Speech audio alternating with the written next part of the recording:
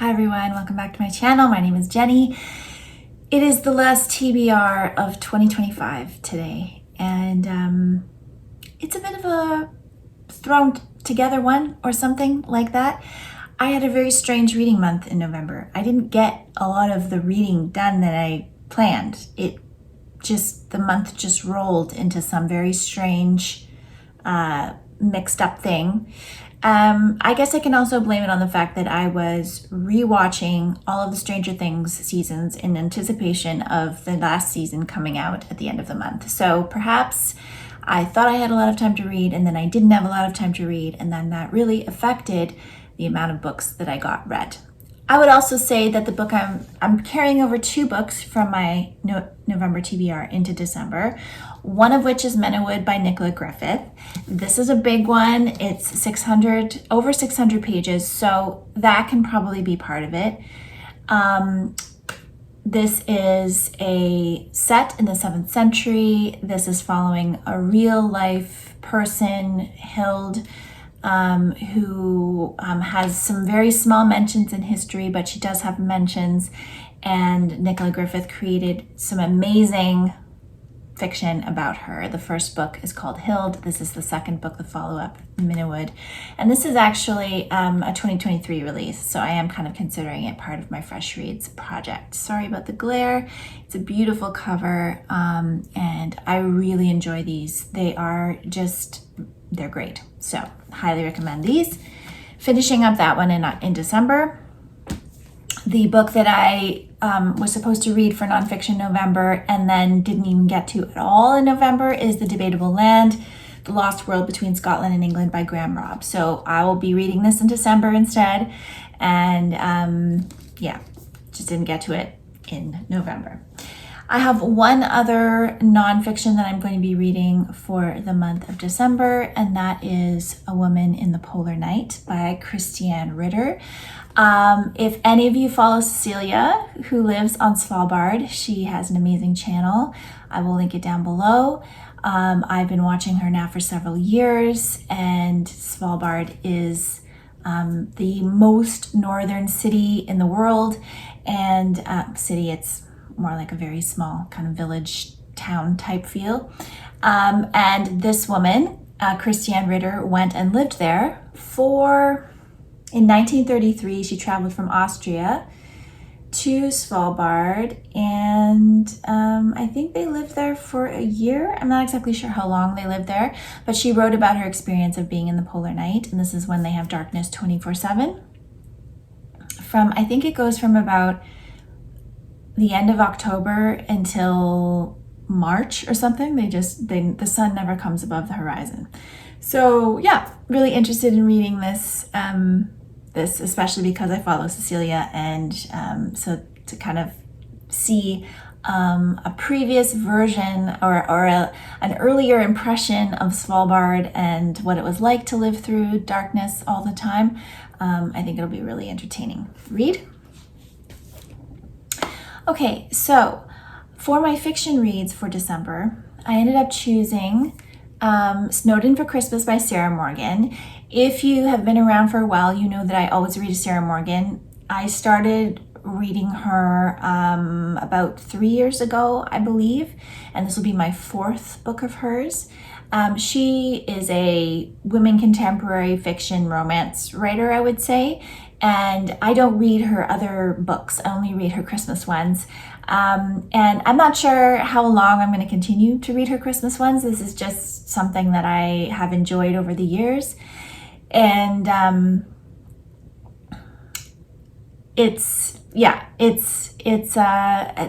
just find that she writes these books in a way that I find very entertaining, but also there's enough of a level of complexity to the relationships and to the situations usually happening in them that I really enjoy them, as opposed to other contemporary romance fiction. I often find too repetitive,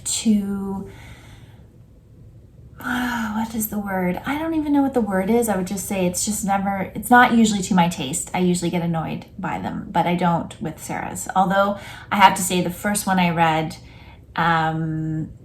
I think it's called The Christmas Sisters, was my favorite. And since then, the next ones I haven't liked them as much, but I still have liked them. So that will be my Christmas read. And then The 10-Year Nap by Meg Wolitzer, I decided to get out from the library as well this month. So this is a book about a group of female friends who all kind of established careers and lives. Then they kind of took a gap where they were having children. And it's kind of about this feeling of coming out of that time of having young children into a time where you're trying to rediscover who you are and what that's done to your life and how it's affected your life. So it's an examination of motherhood and friendship and, identity. And so I thought it would be an interesting read. I also decided to take out a book of poetry this month, and I chose Garden Time by W.S. Merwin. I just wanted something a little bit hopeful, reminding me that spring will come, even though I'm usually really happy to be in each season as it goes through. Sometimes I need a little bit of a reminder, and I just wanted some poetry to read, and so I chose this one off of my library shelf to try for this month. And I'm also continuing to read The Mirror and the Palette by Jennifer Higgie. This is the last month of our book club on Patreon to read this book. This is about different female artists across art history who have used the self-portrait in their work and the ways in which the self-portrait has been kind of an anchor for women artists over a long period of time. I am going to also be reading something on audio, but I have not finalized that at this point. I think I want to be very fluid with my audiobook in December because it'll depend on what's going on in my life, how much time I have to read, to listen, and all those things. So you will just have a mystery of what my audiobook is going to be. And sometimes I even listen to 2 audiobooks in December. So it really depends on the way the month progresses, which one I will choose, but you will be able to find out what those were in my December wrap-up, which will come out sometime in January. And I also wanted to say a big thank you to those of you who have been following along with me this year of 2025. If you're new here, welcome and thank you for coming. And if you've been here for a long time, thank you for sticking with me. I'm one of the few booktubers, as far as I know, on YouTube that still makes monthly TBRs. I don't want to stop doing them because ultimately I feel like they're one of the videos that gets the most views on my channel. So I just want to keep offering them, and I enjoy making them.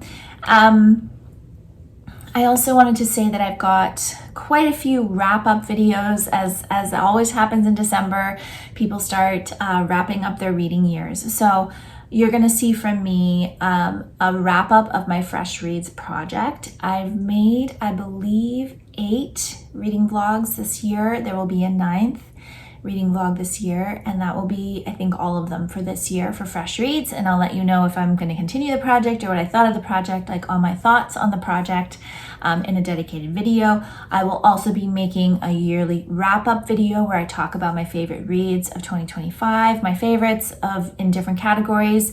I've come to really enjoy making those as well every year.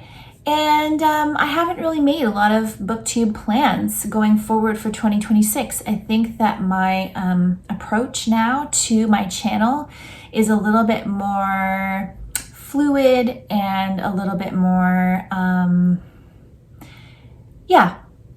maybe I make the videos I feel like making, and I don't put a lot of pressure on myself to produce videos in any sort of set pattern or way that I'm making up projects. I think it's fun to make up reading projects, but at this point, I don't have any specifically that I'm thinking about for 2026.